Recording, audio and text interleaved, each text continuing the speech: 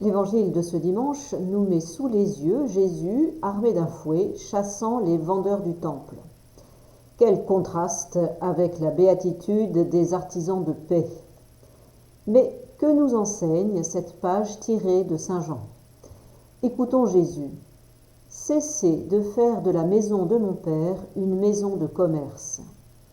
De quelle maison parle-t-il? Mais lui parlait du sanctuaire de son corps.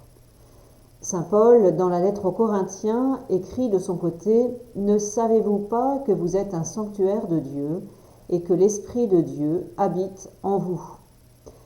Peut-être faut-il comprendre cet épisode comme une invitation du Christ à chasser de notre relation à Dieu toute tentation mercantile, donnant, voire toutes les idoles qui nous habitent.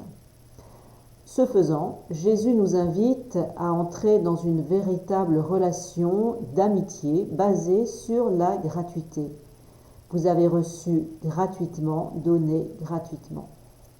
Saint Benoît, au chapitre 20 de la règle consacrée à la prière, écrit ceci : « Sachons bien que ce n'est pas l'abondance des paroles, mais la pureté du cœur et les larmes de la componction qui nous obtiendront d'être exaucés. » La prière doit donc être brève et pure.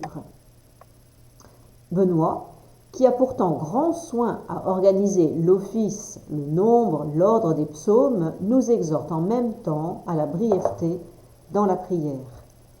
Mais c'est surtout à la pureté du cœur que le Père des moines d'Occident porte attention.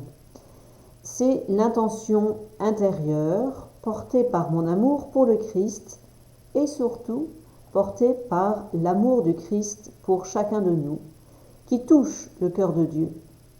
Alors, nous dit saint Benoît, au prologue de sa règle, « Lorsque vous agirez de la sorte, mes yeux seront sur vous, et mes oreilles attentives à vos prières, et avant même que vous m'invoquiez, je vous dirai, me voici. » Que notre semaine soit illuminée par cette promesse divine, me voici.